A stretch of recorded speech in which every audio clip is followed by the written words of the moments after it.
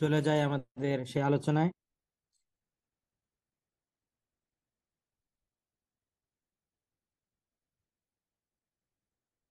তো আজকে আমরা যে বিষয়টা নিয়ে আলোচনা করব, এই বিষয়টা হচ্ছে বোলজম্যান প্ল্যাঙ্ক, বা এটা খুব বহুলভাবে প্রচলিত বোলজম্যানের এন্ট্রপি সমীকরণ।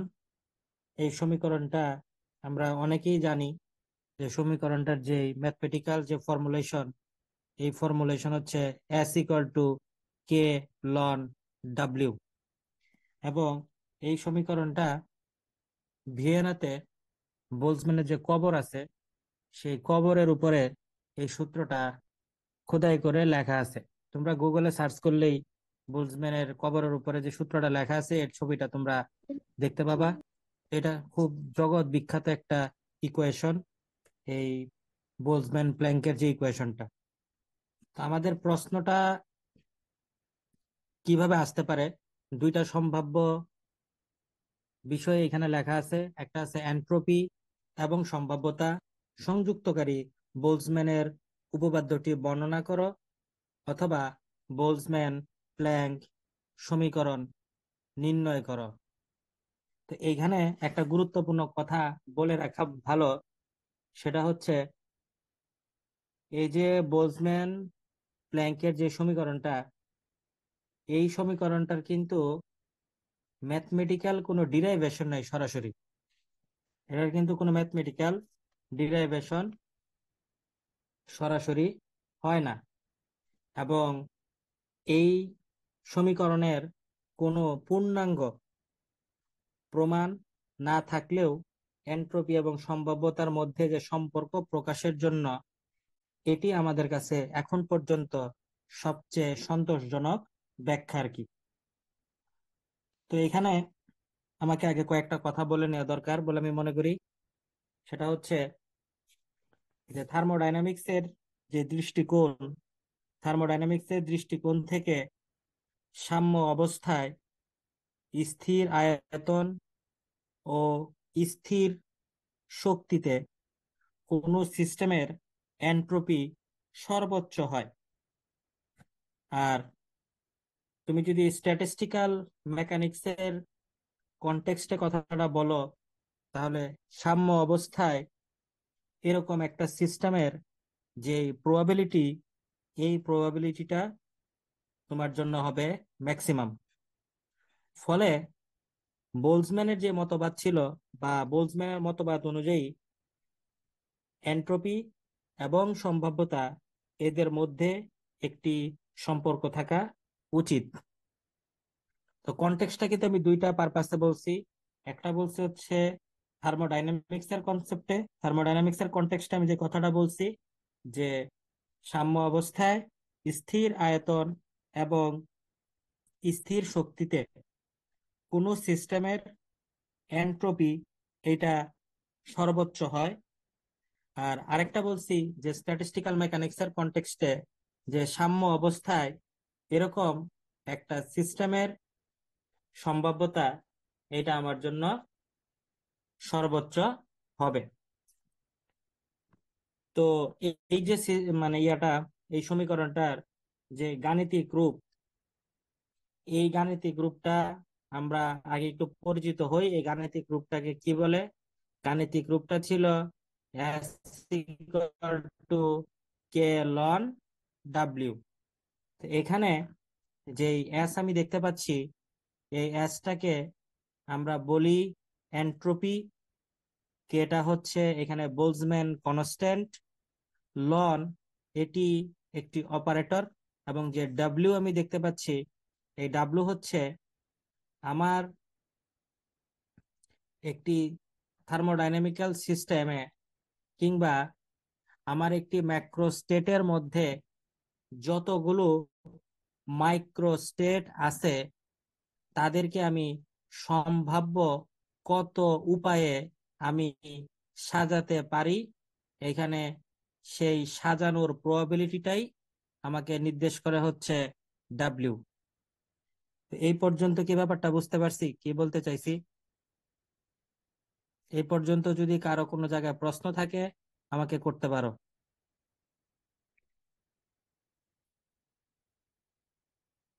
কারো কোনো প্রশ্ন থাকলে আমাকে একটু আগে ক্লিয়ার করে নাও, তারপর আমরা সামনের দিকে অগ্রসর হব।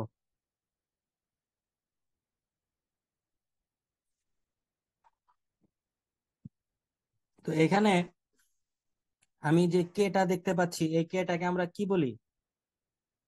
কেটাকে কি বলা হয় এখানে?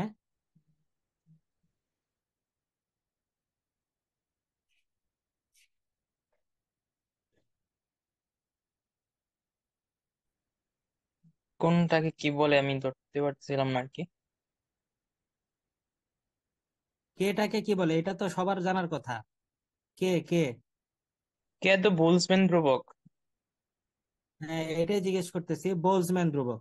কেটাকে আমরা বোলজম্যান ধ্রুবক বলি। এখন যদি প্রশ্ন করা হয় বোলজম্যান ধ্রুবকের তাৎপর্য কি, তাহলে এই উত্তরটা কি হবে?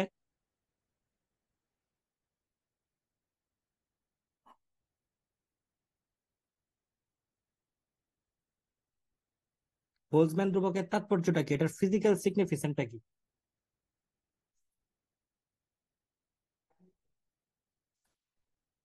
এটা কেউ বলতে পারবা?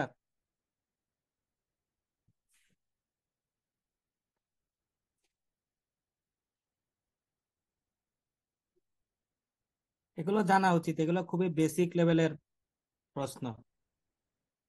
এগুলা খুব বেসিক লেভেলের প্রশ্ন। বোলজম্যান ধ্রুবক হচ্ছে তোমরা কি ভাইয়ের থার্মাল কথা শুনতেছো? এনার্জি এবং কাইনেটিক এনার্জির মধ্যে সম্পর্ক স্থাপন করে। আমার কথা কি শুনতে সমস্যা হচ্ছে? ওকে, সবাই শুনতে পাচ্ছ ঠিক মতো? শুনতে পাচ্ছি ভাইয়া। হুম। ওকে, তাহলে যেটা বলতেছিলাম, যে বোলজম্যান যে ধ্রুবক, এই ধ্রুবকটা থার্মাল এনার্জি এবং কাইনেটিক এনার্জির মধ্যে একটি রিলেশন স্থাপন করে। আর এন্ট্রপি, যে আমরা জানি, এন্ট্রপি মানে হচ্ছে এটা measurement of disorder. Measurement of disorder বলতে আমরা আসলে কি বুঝি? আমরা যখন একটি ফেজ থেকে আরেকটি ফেজে আমাদের যখন ট্রানজিশন হয়, যেমন তোমার কাছে বরফ আছে, 0 ডিগ্রি সেলসিয়াস তাপমাত্রার বরফ আছে, তখন তোমার ব্যবস্থা কিংবা তোমার সিস্টেমটি একটি সলিড ফেজে আছে। এখন সেটাকে যদি তুমি 0 ডিগ্রি সেলসিয়াস তাপমাত্রার পানিতে নিয়ে যাও, তাহলে সেটা লিকুইড ফেজে চলে আসবে। তাহলে যখন তুমি সলিড ফেজে ছিলা, তখন তোমার জন্য পার্টিকেল গুলো যেইভাবে ছিল, যে অ্যারেঞ্জমেন্টে ছিল, নিশ্চিতভাবেই তুমি যখন লিকুইড অবস্থায় চলে গেছো, তারা সেই সজ্জা আর কি মেনটেন করে নাই। তাহলে এই যে একটা ফেজ থেকে আরেকটা ফেজে যখন আমরা যাই, তখন আমার সেখানে উপস্থিত যে কণাগুলো আছে, এদের মধ্যে যে অর্ডারের একটা পরিবর্তন আসে, অর্থাৎ একটা শৃঙ্খল অবস্থা থেকে সে যখন অন্য আরেকটা অবস্থায় যায়, এই যাওয়ার মধ্যবর্তী অংশটাতে যে বিশৃঙ্খলতা তৈরি হয়, এটাই আমরা বলি এন্ট্রপি। এবং এটা হচ্ছে মেজারমেন্ট অফ ডিসঅর্ডার, মানে বিশৃঙ্খলতার পরিমাপক। এখন এখানে আরেকটা শব্দ আজকে আমি অনেকবার ব্যবহার করছি, সেই শব্দটা হচ্ছে সাম্য অবস্থা। এটা কিন্তু বোঝা একটু গুরুত্বপূর্ণ, যে সাম্য অবস্থা বলতে আমরা কি বুঝি। মানে ভাই, এই কঠিন অবস্থায় অনুপরমাণু গুলো কাছাকাছি থাকে, আর তরল অবস্থায় দূরে সরে যায় বা নড়াচড়া করে, এটা কি এখানে ডিসঅর্ডার, যে বিশৃঙ্খলার কথাটা হ্যাঁ, বলতেছেন এটাকে সেটাই কি তো এখানে? তুমি একটা ডিসঅর্ডার বলতে পারো, এটা তো একটা ডিসঅর্ডার বলতে পারো। দেখো, তুমি যখন কঠিন অবস্থায় আছো, তুমি কিন্তু একটা ফেজে আছো। তুমি যখন লিকুইডে আছো, লিকুইডটা তো তুমি কোনো একটা সিস্টেম, মানে লিকুইড যে পাত্রে থাকে সেই পাত্রেরই তো তার আয়তন বা আকার সে ধারণ করে। তাহলে তুমি যখন কঠিন থেকে লিকুইডে যাচ্ছ, এইটার মাঝখানে যেটা হয়, পার্টিকেল গুলার মধ্যে অ্যারেঞ্জমেন্টের কিন্তু একটা চেঞ্জ হয়। মানে সে আগে একটা যে মানে ডিসিপ্লিন অ্যারেঞ্জমেন্টে ছিল, এই ফেজের ট্রানজিশনের মধ্যবর্তী অবস্থায় কিন্তু সে সেই ডিসিপ্লিন অ্যারেঞ্জমেন্টের মধ্যে নাই। এই যে তার মধ্যে একটা ডিসিপ্লিন অ্যারেঞ্জমেন্টের ঘাটতি দেখা গেছে বা একটা বিচ্যুতি হয়েছে তার, এইটাই তখন এন্ট্রপি হিসাবে আমরা হিসাব করতে পারি সহজে। আমি কি বুঝাইতে পারছি? জি ভাই। হ্যাঁ, এখন এখানে একটা কনটেক্সট বোঝা খুব ভালোভাবে উচিত। সেটা হচ্ছে সাম্য অবস্থা বলতে আমরা কি বুঝাই। আমরা অনেকবার এই জিনিসটা ইউজ করি, শব্দটা সাম্য অবস্থা বলতে কি বুঝি। তো সাম্য অবস্থাকে অনেকভাবে ডিফাইন করা যায়। তার মধ্যে আমরা এভাবে একভাবে সাম্য অবস্থাকে ডিফাইন করতে পারি যে ধরো গ্যাসের অণুগুলো এমন স্টেটে আছে যেখান থেকে তাদের বিচ্যুত করা হলে তারা আবারও ওই স্টেটে ফিরে আসবে। এইটা সাম্য অবস্থার একটা ডেফিনেশন হতে পারে। কথাগুলো ধরার চেষ্টা করো, না বুঝলে আমাকে প্রশ্ন করো। গ্যাসের অণুগুলো এমন একটা স্টেটে আছে যে স্টেট থেকে যদি তুমি তাকে বিচ্যুত করো সে আবার ওই স্টেটেই ফিরে আসবে। এই যে ওই স্টেটে সে আবার ফিরে আসতেছে, ওই স্টেটটাকে আমরা বলতেছি তার সাম্য অবস্থা। মানে সেইখানে সে সবচেয়ে বেশি কমফোর্টেবল, সেখানে সবচেয়ে বেশি তার জন্য রিলায়েবল প্লেস। এটা একটা সাম্য অবস্থার ধারণা হতে পারে। আরেকটা ধারণা বা আরেকটা মানে আমরা আরেকভাবে ডিফাইন করতে পারি, সেটা হচ্ছে একটি সিস্টেম যখন সাম্য অবস্থায় থাকে তখন তাকে পর্যবেক্ষণ করলে সেখানে নতুন কিছু সংগঠিত হয় না। এটাও কিন্তু খুব গুরুত্বপূর্ণ একটা বিষয় সাম্যাবস্থার মানে ডিফাইন করার ক্ষেত্রে। যে যখন একটা সিস্টেম সাম্য অবস্থায় থাকে, তুমি যদি তাকে পর্যবেক্ষণ করো তুমি দেখবা সেখানে নতুন কিছু সংগঠিত হচ্ছে না। তাহলে এইটাও কি সাম্য অবস্থার এক ধরনের ডিফাইন আমরা এভাবে করতে পারি। আমি কি বুঝাইতে পারছি তোমাদের সাম্য অবস্থাটা কি?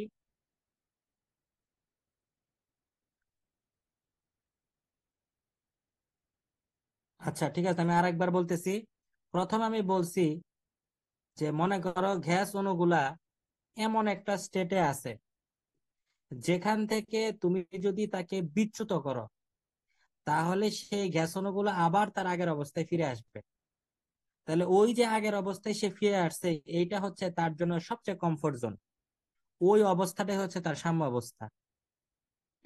আর অন্যভাবে যেভাবে আবার বললাম সেটা হচ্ছে যে একটা সিস্টেম যখন সাম্য অবস্থায় থাকবে এবং তুমি যখন তাকে পর্যবেক্ষণ করবা তুমি দেখবা সেইখানে আর নতুন কিছু সংগঠিত হচ্ছে না। যেহেতু নতুন কোনো কিছু আর সংগঠিত হচ্ছে না, তখন আমরা ধরে নিতে পারি সেটা সাম্য অবস্থায় আছে। এবার কি ক্লিয়ার আমার কথাটা? ওকে, কারো কোনো প্রশ্ন আছে আর এখানে?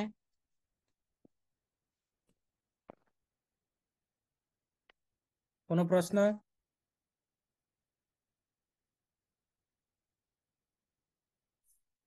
ওকে, যদি কোনো প্রশ্ন না থাকে তাহলে এখন আমরা আসি যে যেই কথাটা বলছিলাম যে বোলজম্যানের যে মতামত সেই মতামত অনুসারে এনট্রপি এবং প্রবাবিলিটির মধ্যে একটা রিলেশন থাকা উচিত, এবং যেই রিলেশনকে আমরা 1 নম্বর ইকুয়েশন দ্বারা প্রকাশ করছি, যেটা হচ্ছে S is equal to f of W. এই কথাটার মানেটা কি? এই কথাটার মানে হচ্ছে যে entropy is the function of the number of ways the system can be arrange.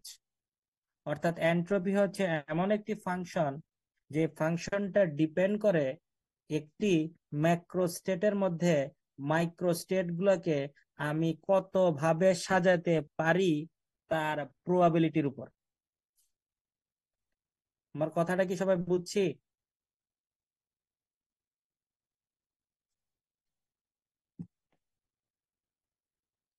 যদি কেউ না বোঝো আমাকে প্রশ্ন করতে পারো।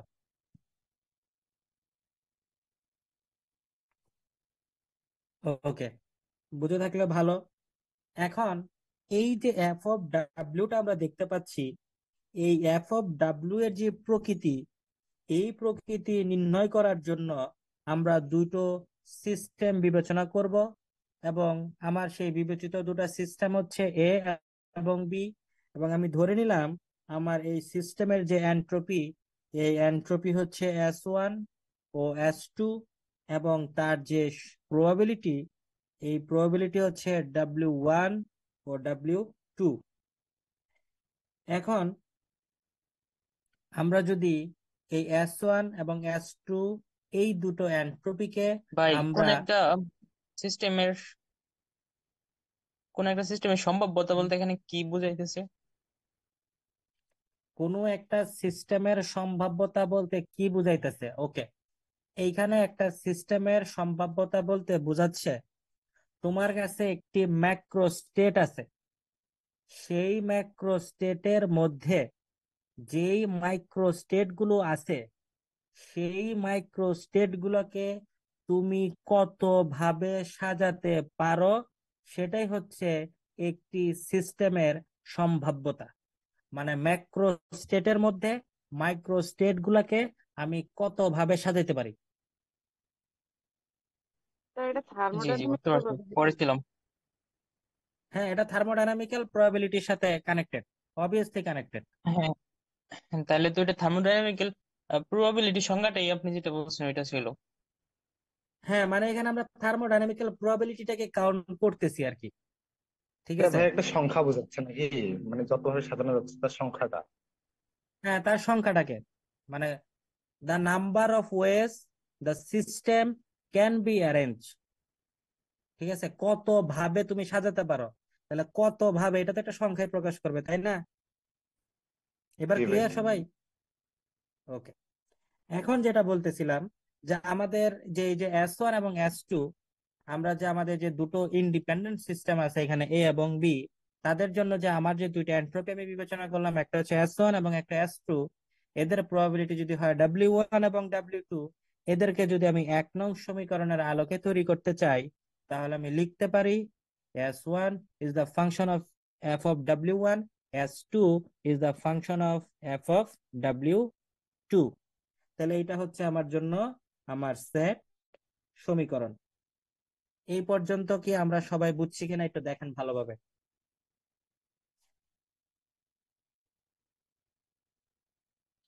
ওকে, এখন খুব ভালোভাবে খেয়াল করবেন, আমরা এখন কি কাজটা এখানে করতে যাচ্ছি।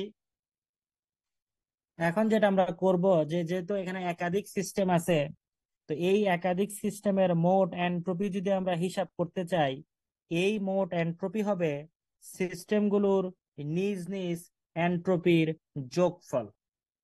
সিস্টেমগুলোর যে নিজ নিজ এন্ট্রপি আছে সেটা যোগফল। তাহলে আমি ধরে নিলাম এই দুটো সিস্টেমের জন্য টোটাল এন্ট্রপি যদি হয় এস, তাহলে তাদের এই টোটাল এস এর মান হবে এই প্রত্যেকটা সিস্টেমের আলাদা আলাদা এন্ট্রপির যোগফল। তার মানে আমি বলতে পারি মোট entropy S is equal two S1 plus S2। আমি নেক্সট স্লাইডে চলে যাচ্ছি, সেখান থেকে তোমরা ম্যাথমেটিক্যাল ইকুয়েশনটা দেখতে পাবা। আহ চলে যাই নেক্সট স্লাইডে।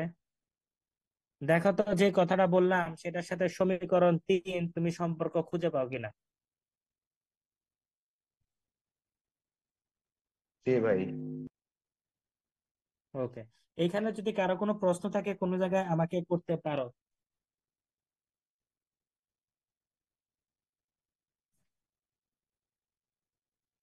এনিওয়ান, যদি কোনো প্রশ্ন থাকে আমাকে করতে পারো।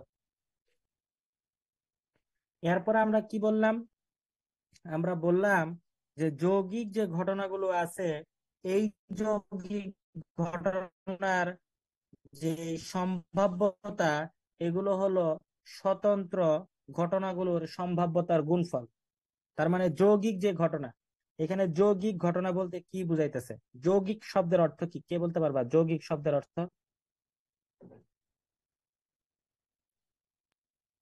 ভাইয়া, একের অধিক মৌলিক পদার্থ, মানে মৌলিক জিনিস নিয়ে যেটা গঠিত হয় সেটা আর কি যৌগিক। বা দুই বা সহজ কথা বেশি আর কি হচ্ছে, আছে। কোনো কোনো কিছুর মধ্যে যদি আমি একক বৈশিষ্ট্য দেখতে পাই, যে একটা মাত্র বৈশিষ্ট্যই তার মধ্যে আছে, তাহলে সেই বৈশিষ্ট্যটাকে তো আমরা মৌলিক বৈশিষ্ট্য বলবো। কিন্তু কোনো কিছুর মধ্যে যদি আমি একাধিক বৈশিষ্ট্য দেখতে পাই, তাহলে সেটাকে তো আমি মৌলিক বৈশিষ্ট্য বলতে পারি না, কারণ সেখানে একের অধিক নেচার আমি দেখতে পাবো। এখন আমরা এখানে যে শব্দটা ব্যবহার করছি, যৌগিক ঘটনার সম্ভাব্যতা, এই যৌগিক ঘটনার সম্ভাব্যতা কি? তুমি দেখো তোমার যে সিস্টেম এ ছিল, তার জন্য তুমি যেই মানে প্রবাবিলিটি হিসাব করছো সেটা W1।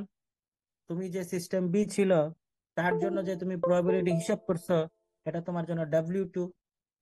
এখন এই W1টা যদি আমরা কার জন্য হিসাব করতেছি, সিস্টেম এর জন্য, সিস্টেম এ যদি একটা ম্যাক্রো স্টেট হয়, এখন এই সিস্টেমের মধ্যে তুমি ধরো 10টা পার্টিকেল আছে, তাহলে এই 10টা পার্টিকেলকে তুমি কত ভাবে সাজাইতে পারবা? অনেক ভাবেই সাজাইতে পারবা। আমি আর সংখ্যাটার ক্যালকুলেশন করতেছি না, অনেক ভাবেই সাজাইতে পারবা। এই অনেক ভাবে সাজানো কিন্তু একটা যৌগিক ঘটনা। ঠিক একইভাবে যখন তুমি সিস্টেম বি এর জন্য হিসাব করতে যাবা, সেখানেও যদি তোমার জন্য 10টা বা 5টা বা 20টা পার্টিকেল থাকে, তাহলে তাদেরকেও কিন্তু তুমি অনেক ভাবে সাজাতে পারবা, কিন্তু একভাবে সাজাতে পারবে না, একের অধিক সাজাতে পারবা। এর জন্য আমরা বলছি যে এই যে যৌগিক ঘটনা, এই যৌগিক ঘটনা যে প্রবাবিলিটি, এই প্রবাবিলিটি হবে প্রত্যেকটি স্বতন্ত্র ঘটনা স্বতন্ত্র। কেন বললাম? S1 এ মানে এস যে মানে এ যে সিস্টেমটা আছে, এই সিস্টেমটা একটা স্বতন্ত্র সিস্টেম, বি যে সিস্টেমটা আছে এইটা একটা স্বতন্ত্র সিস্টেম।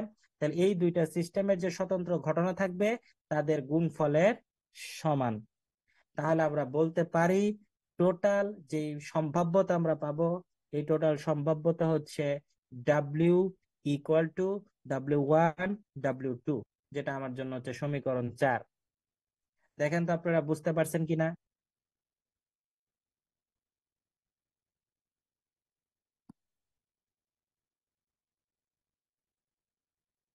সবাই কি, কারো কোনো জায়গায় প্রশ্ন থাকলে করতে পারেন।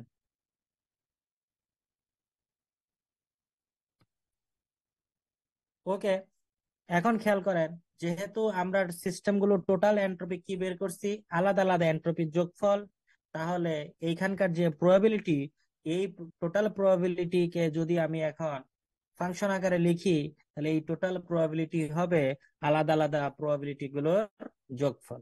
তাহলে আমরা টোটাল সিস্টেমটার যে থার্মোডাইনামিক্যাল প্রবাবিলিটি আছে, এই থার্মোডাইনামিক্যাল প্রবাবিলিটি আছে, যদি আমরা হিসাব করতে চাই, তাহলে এটা হবে স্বতন্ত্র যে সিস্টেম গুলো আছে, এই স্বতন্ত্র সিস্টেম গুলো থার্মোডাইনামিক্যাল প্রবাবিলিটির গুণফল।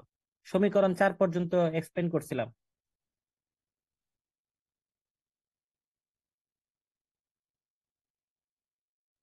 স্ক্রিন কি দেখা যায় না? হ্যাঁ, তো সমীকরণ 4 পর্যন্ত যে এক্সপ্লেন করছিলাম, এটা কি সবাই বুঝছিলা, না এখানে কোনো সমস্যা আছে কারণ? সমীকরণ 4 পর্যন্ত এইটা ব্যাখ্যাগুলো কি সবাই বুঝছিল? কেন এটা স্বতন্ত্র সিস্টেমের কথা বলা হইলো, কেন আমরা যৌগিক ঘটনা বলছি, এইটা তো সবাই বুঝছি নাকি? না কারো প্রশ্ন আছে এখানে? জি স্যার, বুঝছি। ওকে, এখন আমরা এই সমীকরণ 3 এবং সমীকরণ 1 অনুসরণ করে আমরা সমীকরণ 5 তৈরি করছি। কারণ সমীকরণ 1 যেটা ছিল, তুমি যদি খেয়াল করে থাকো, এস এটা কি, is the function of F off screen W. এখনো আসে নাই তাহলে ভাই, হিয়ারিং কালো আছে, যে স্ক্রিন এতক্ষণে দেখাই যায় আসছে। না একদম। হ্যাঁ, তো যেটা বলতেছিলাম যে দেখেন, আপনার সমীকরণ 1 কি ছিল? S is the function of F of W ছিল। তাহলে সেই সমীকরণ অনুসারে আমরা এই 5 নম্বর সমীকরণটাকে লিখতে পারি 3 নম্বর সমীকরণ থেকে মান মান বসায়। তাহলে আমরা লিখতে পারি F of W equal to f(w1 plus f(w2)। 4 নম্বর সমীকরণ থেকে আমরা এফ অফ ডাব্লিউর মান বসায়া দিছি। এই পর্যন্ত আমরা পাই সমীকরণ 5। দেখেন তো এই পর্যন্ত কারো কোনো প্রশ্ন আছে কিনা?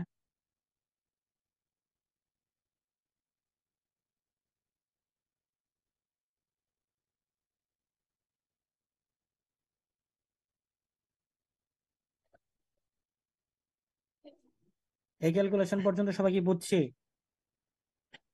আচ্ছা ভাই, এখানে ডব্লিউটা সম্ভাব্যতা বোঝাইতেছে না, মানে কত ভাবে সাজানো যাবে সিস্টেমটাকে, হুম, ওটাই বোঝাইতেছে। মাইক্রোস্ট্রিট গুলোকে। ধরেন হচ্ছে ডব্লিউ হ্যাঁ। ওয়ান হচ্ছে 5 ভাবে, আর হচ্ছে ডব্লিউ 2 ও হুম, 5 ভাবে, তার মানে কি আমার হচ্ছে পুরা সিস্টেমটাকে 25 ভাবে সাজানো যাবে ওইরকম মিন করতেছি। ডব্লিউ মানে তুমি এরও 5 নম্বর বেশি। সমীকরণ, মানে পাঁচ 4 নাম্বার নাম্বার। সমীকরণে গাণিত।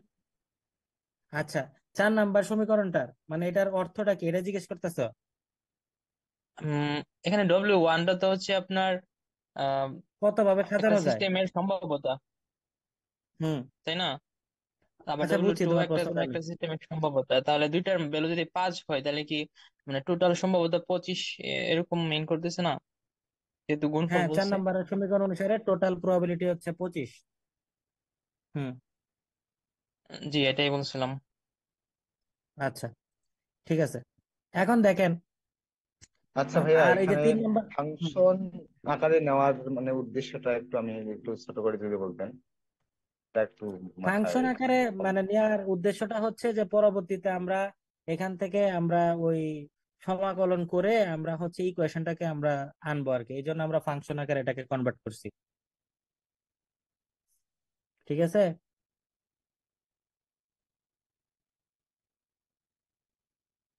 বুঝছি কথাটা। ওকে।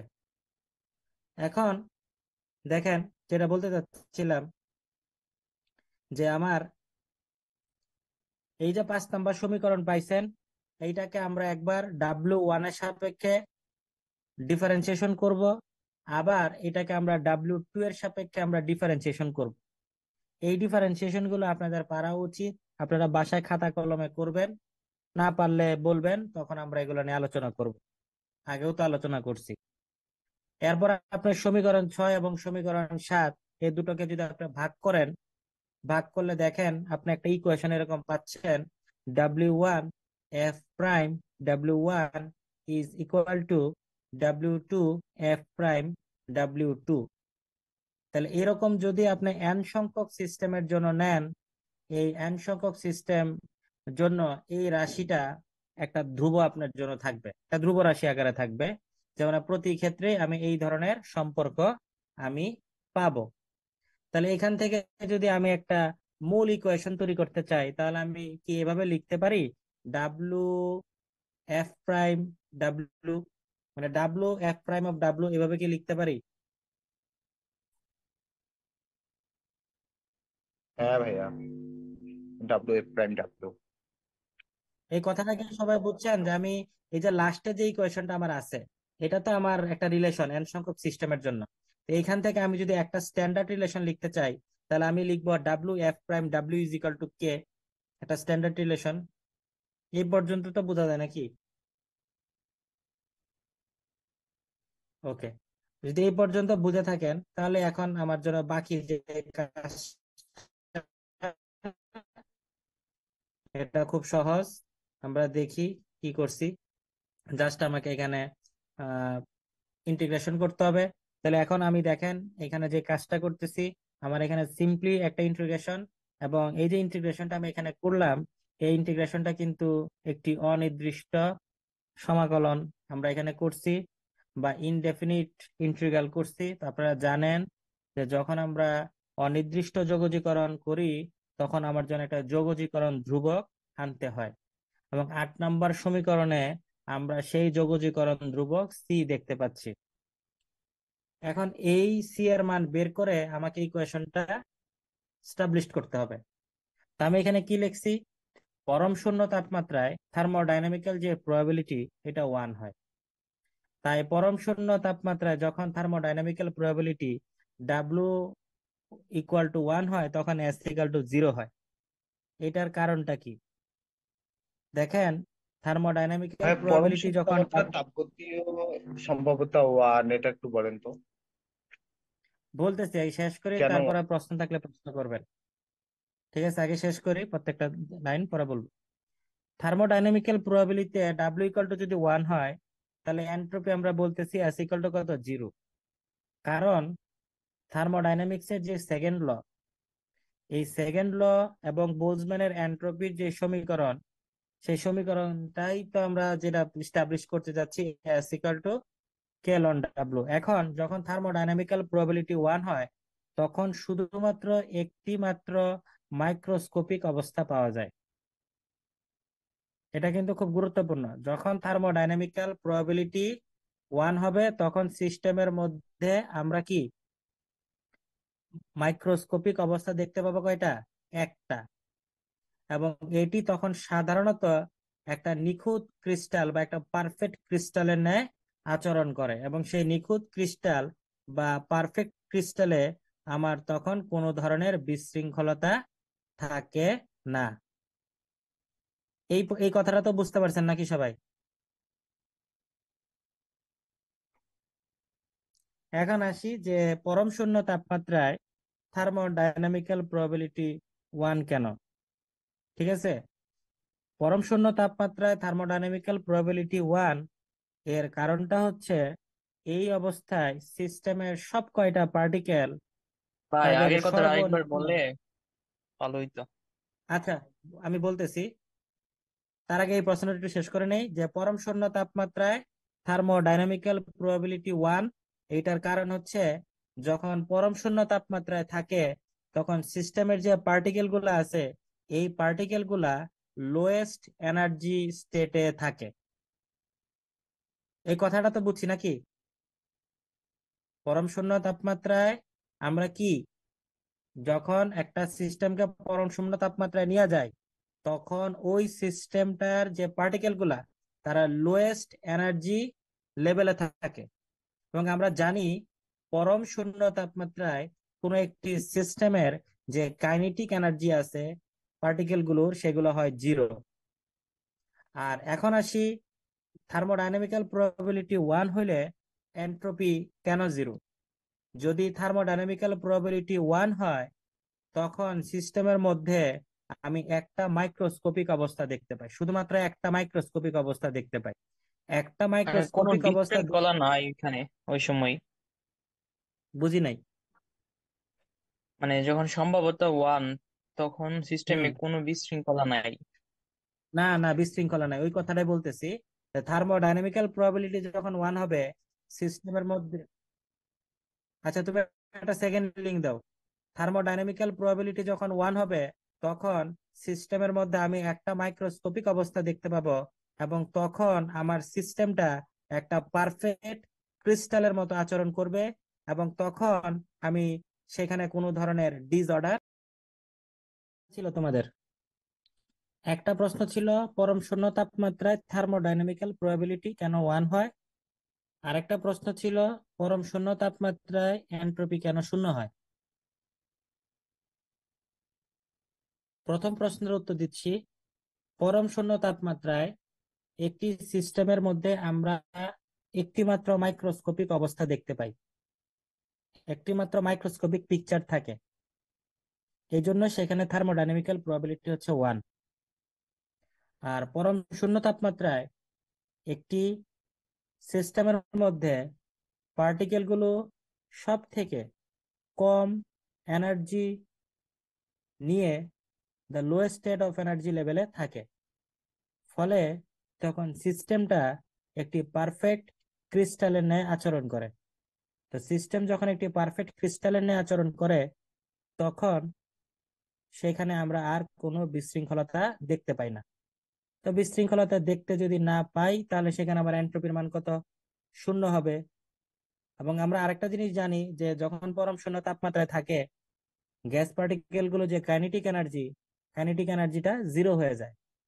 এই কারণে তারা পারফেক্ট ক্রিস্টালে নিয়ে আচরণ করে এবং সেখানে আমরা কোনো ধরনের বিশৃঙ্খলতা দেখতে পাই না। এবার কি বুঝতে পারছি ব্যাপারটা কি?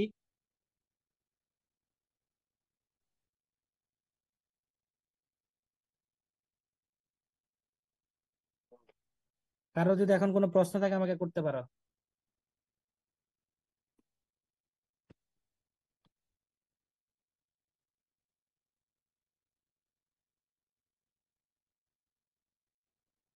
এখন দেখেন, এই যে আমরা মানগুলা বলতেছিলাম যে থার্মোডাইনামিক্যাল প্রবাবিলিটি যদি 1 হয় তাহলে আমরা এন্ট্রপি এস ইকুয়াল টু 0 পাই। তো এখান থেকে আমরা যে সমীকরণ নাম্বার হচ্ছে 1, এই সরি সমীকরণ নাম্বার যে 8 দেখতে পাচ্ছি, এখান থেকে আমরা মান বের করে নিব। তো এখান থেকে যদি আমরা মান বের করে নেই তাহলে দেখেন তো ধ্রুবকের মানটা কি 0 পাওয়া যাবে না যাবে না? সমীকরণ 8 থেকে যাবে ভাইয়া। কিভাবে যাবে একজন একটু এক্সপ্লেন করেন তো কিভাবে যাবে। ভাই এখানে যেহেতু আমাদের ডাব্লিউর মানটা যেহেতু 1 পাচ্ছি আমরা, আর হুম এদিকে পাচ্ছি হচ্ছে কে এর মান 1 এর মান 0, 0 সাথে কে গুণ করলে মানটা হুম 0 আসতেছে।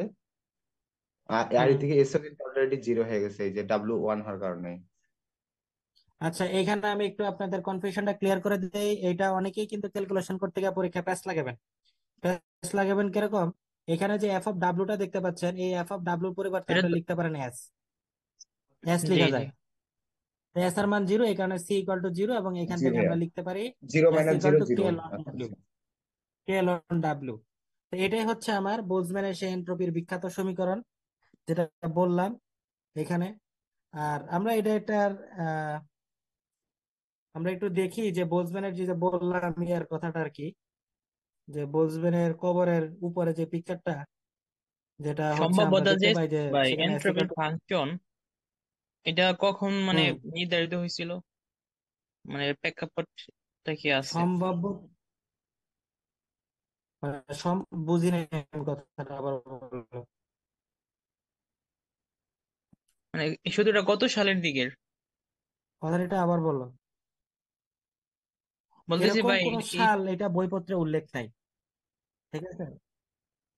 তুমি যেটা বলছেন বুঝছি, মানে এরকম কোন সাল এখন পর্যন্ত আমার জানা মতে আমি কোনো বইপত্রে পাই নাই, যে কখন এই জিনিসটা নির্ধারণ করা হয়েছিল যে এন্ট্রপি এইটা তোমার সম্ভাব্যতার একটা ফাংশন। এরকম কোন সালের উল্লেখ আমি বইপত্রে এখন পর্যন্ত পাই নাই। বলছি, এটার ঠিক প্র্যাকটিক্যাল কোনো আছে, ইউজ আছে ভাই? প্র্যাকটিক্যাল ইউজ তো বহু কিছু আছে এটার। কারণ আমরা যখন এগুলা ওই যে কোয়ান্টাম স্ট্যাটিস্টিক্যাল মেকানিক্স পড়ি, সেখানে থার্মোডাইনামিক্যাল প্রবাবিলিটির বহু ক্যালকুলেশন আছে, ঠিক আছে? নর্মালি নিউটনিয়ান মেকানিক্স এর যে ধরনের অ্যাপ্লিকেশন, তোমরা যে সূত্রগুলো নর্মালি পড়ো, S equal to UT plus half AT square, B square equal to U square plus 2s, এইগুলো তো তুমি একদম প্র্যাকটিক্যালি স্বচক্ষে দেখে এক্সপেরিমেন্ট করতেছো, তাই কিন্তু তুমি তার ইম্প্যাক্টটা বুঝতে পারো।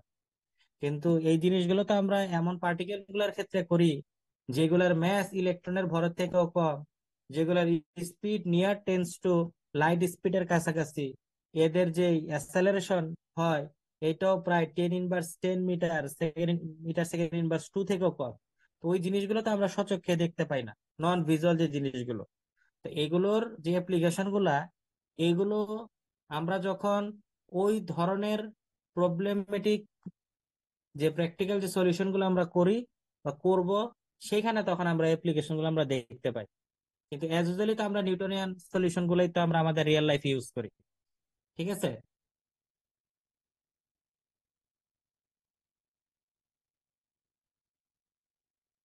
তো এখন এই যে সেই সমীকরণটা, যেটা এই যে লুইস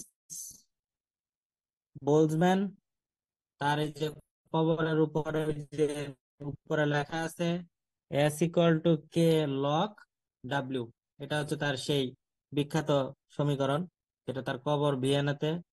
এইখানে আমরা এটাকে দেখছি, এই সমীকরণটা লেখা আছে। তো এখন আমরা এই সূত্রের একটা অঙ্ক দেখব। এই সূত্র থেকে যদি কোনো অঙ্ক দেয় তাহলে কিরকম অঙ্ক দিতে পারে সেটা একটু দেখব।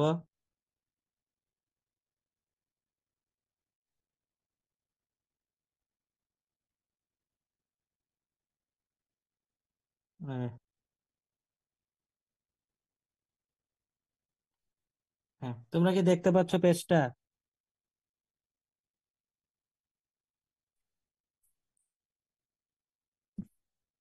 ওকে।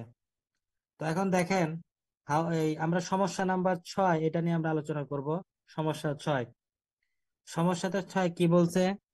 How many microstate are there in a dice, calculate entropy for ইট।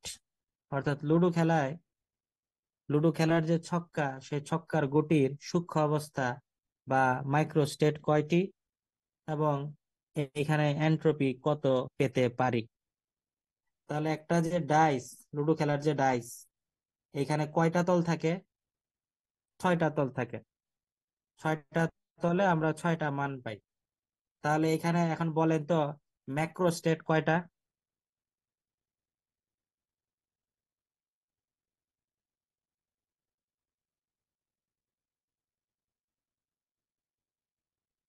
ম্যাক্রোস্টেট কয়টা বলেন তো?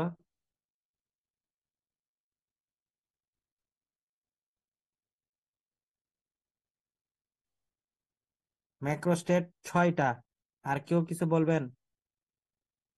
ভাইয়া একটা হবে না? একটা ম্যাক্রোস্টেট বলছি, মাইক্রোস্টেট তো বলি নাই। হ্যাঁ, এই তাহলে এখানে ম্যাক্রো স্টেট হচ্ছে একটা, তাহলে মাইক্রো স্টেট কয়টা? 6টা। তাহলে এখানে ছক্কার 6টা। গুটির সূক্ষ্ম অবস্থা কয়টা? 6টা। তাহলে ছক্কার গুটির সূক্ষ্ম অবস্থা যদি থাকে 6টা, তাহলে আপনি কত ভাবে এখানে এটাকে সাজাতে পারবেন?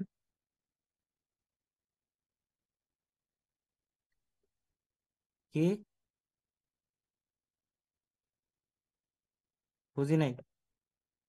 36 উপায় কেমনে হয়? তুমি কি এই লুডো খেলা ডাইস থেকে 36টা মান পাইবা?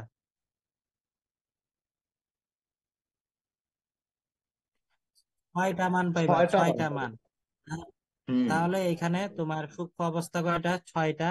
তাহলে এন্ট্রপিতে the number of system can be arrange, এটা হচ্ছে আমরা এখানে যে ডাব্লিউ, কোন কোন বই এই ইয়াটা থার্মোডাইনামিক্যাল প্রবাবিলিটিকে আমরা ওমেগা দ্বারাও প্রকাশ করি। ঠিক আছে, আমরা ওমেগা দ্বারাও প্রকাশ করি। তাহলে এখানে ডাব্লিউ বা ওমেগার মান হবে 6, লন 6 এর মান হচ্ছে 1.79 কে। তাহলে আমরা এখান থেকে এই প্রবলেমটাতে দেখতে পেলাম এখানে ছক্কার গুটির সংখ্যা হচ্ছে 6টা।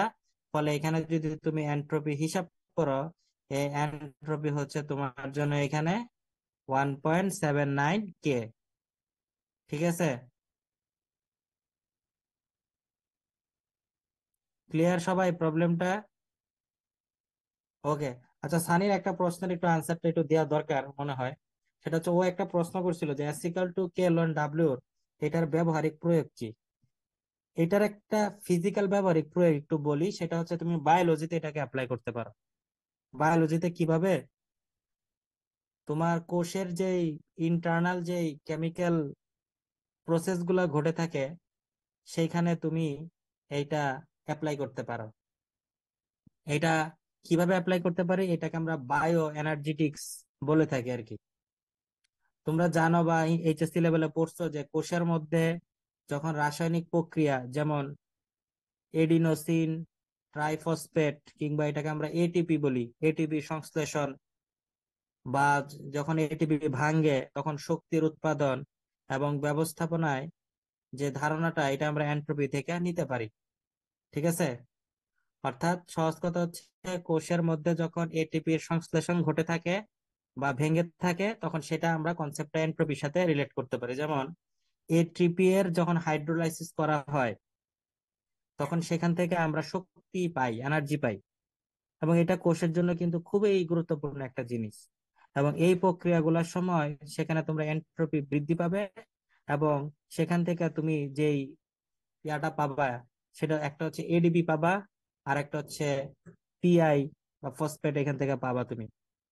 ঠিক আছে, এরপরে তুমি যদি কোষের ভেতরে এবং বাইরে তুমি যদি আয়ন গুলার কথা বলো, প্রোটিন আছে, শর্করা আছে, এদের যেই ট্রান্সপোর্টেশন, এটাও তুমি এন্ট্রপির মাধ্যমে এক্সপ্লেন করতে পারবা। তারপরে প্রোটিনের যে ফোল্ডারিং হয়, এই ফোল্ডারিংটা আমরা এখান থেকে এক্সপ্লেন করতে পারি। তারপরে বায়োকেমিক্যাল ইকুইলিব্রিয়াম, এইটাও আমরা এখান থেকে আমরা এক্সপ্লেন করতে পারি। মেটাবলিক পথ, এটাও আমরা এখান থেকে এক্সপ্লেন করতে পারি। এগুলো তোমরা খুব ভালো জানবা যখন তোমরা মাস্টার্সে উঠবা। তখন তোমাদের মেডিকেল ফিজিক্স নামে একটা কোর্স আছে। সেই মেডিকেল ফিজিক্স এর কোর্সে তখন তোমরা এই বিষয়গুলো আরো বিস্তারিত জানবা। যাদের আগ্রহ আছে তাদেরকে আমি বলবো, বায়োমেডিক্যাল ফিজিক্স নামে একটা বই আছে, আবু সায়েম কোরাল স্যার, বুয়েটের, ওনার বইটা তোমরা পড়তে পারো। ওইখানে পড়লে তোমরা এই বিষয়গুলো সম্পর্কে আরো বিস্তারিত ভালো জানবা। এই মেডিকেল ফিজিক্সে তোমাদের এই জিনিসগুলো আছে। তো মেডিকেল ফিজিক্সে তোমরা যখন মাস্টার্সে যাবা, তোমরা স্ট্রাকচার অফ ম্যাক্রোমলিকিউলস পড়বা, প্রোটিনের স্ট্রাকচার পড়বা, তারপরে property and structure of nucleic acid পড়বা, তারপরে বেসিক এনজাইম বিহেভিয়ার, এনজাইম গুলা কিভাবে বিহেভিয়ার করে, সেল মেমব্রেন গুলা সম্পর্কে জানবা। ফিজিক্স এর মানে physics of nerve system, nerve সিস্টেমে তুমি পদার্থবিজ্ঞানকে কিভাবে কাজে লাগাইতে পারো, মাসেলস এ ফিজিক্স এর ব্যবহারিক প্রয়োগ কি, সেটা তুমি সেখান থেকে জানবা। তারপরে কার্ডিওভাস্কুলার সিস্টেমে কিভাবে কাজে লাগে, এই ধরনের বিষয়গুলো তখন তোমাদের সেখানে পড়ানো হবে। সেখান থেকে তোমরা এগুলা বিস্তারিত জানতে পারবে আর কি। ঠিক আছে, তো নর্মালি আমি আর কি ওই যে বায়োলজির একটা ব্যাপার বললাম আর কি, এখানে তুমি এগুলা হিসাব করতে পারবে। এছাড়াও তো ইঞ্জিনের ক্ষেত্রে আমরা এগুলো ব্যবহার করতে পারি, থার্মোডাইনামিক্যাল প্রবাবিলিটি আছে, এগুলা ক্যালকুলেশন করার ক্ষেত্রে আমরা ব্যবহার করতে পারি। তারপরে তোমার ব্ল্যাক হোলের যে এন্ট্রপি, সেই এন্ট্রপিটা হিসাব করার ক্ষেত্রেও কিন্তু আমরা এই সূত্রটাকে ব্যবহার করে থাকি আর কি। তারপরে জগতের হিট অফ ইউনিভার্সাল ডেথ, তাপীয় মৃত্যু, এটাও কিন্তু আমরা হিসাব করতে পারি এই সূত্রের মাধ্যমে আর কি। তো এই ছিল আজকে আমাদের আলোচনা। যদি কারো কোনো জায়গা থেকে প্রশ্ন থাকে করতে পারো।